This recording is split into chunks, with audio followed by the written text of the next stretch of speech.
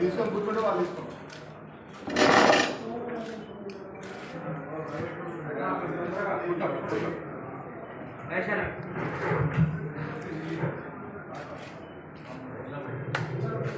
మాట్లాడండి మహేష్ గారు, మాట్లాడండి. ఇక్కడ గవర్నీలు గాంధీ స్మారక్ నిధి న్యూఢిల్లీ వాళ్ళు ప్రవేశపెట్టినటువంటి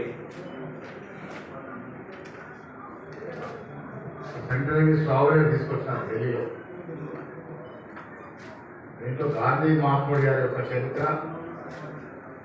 వారు నిర్దేశించిన మార్గసూత్రాలు, ఈనాడు భారతదేశం ప్రక్షాళనగా ఉందంటే వారి ఇచ్చిన శాంతి సందేశం, వారు నిర్వహించినటువంటి ప్రత్యేక ఉద్యమాలు, వారు చూపిన స్వాతంత్రం చూపిన బాట, ఇవన్నీ కూడా రోడ్డు నుంచి బుక్లో పొందవచ్చినారు. మాన్య ముఖ్యమంత్రి రేవంత్ రెడ్డి గారు, బట్టి విక్రమార్క గారు, కొండా సురేఖ తదితర మంత్రులంతా కూడా ఈ సహోదరికి వారి సందేశం పంపి ఉన్నారు. ఇవాళ తెలంగాణ రాష్ట్రంలో ఈ సహోదరుని ఇక్కడ గాంధీ భవన్లో విడుదల చేస్తా ఉన్నాం. రానున్న యువతరానికి, వచ్చే తరాలకందరికీ కూడా మార్గదర్శకుడు గాంధీ మహాత్ముడు.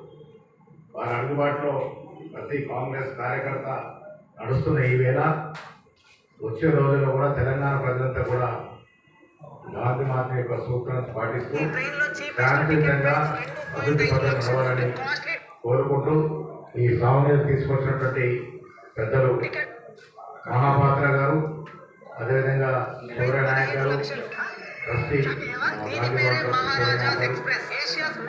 రెడ్డి గారు, సత్యనారాయణ రెడ్డి గారు, శంకర్ నాయక్ గారు, షేక్ హుసేన్ గారు, విజయ భాస్కర్ గారు, వీరందరి ప్రమేయంతో ఇక్కడ ఈ బుకావిష్కరణ చేశాం. మళ్ళీ నేను తెలంగాణ ప్రజలందరూ కూడా కాంగ్రెస్ పార్టీ తరఫున గాంధీజీ, బాపూజీ ఆచరించినటువంటి సూత్రాలను కూడా పాటిస్తూ శాంతియుతంగా ముందుకెళ్లాలని కోరుతాం. Thank you.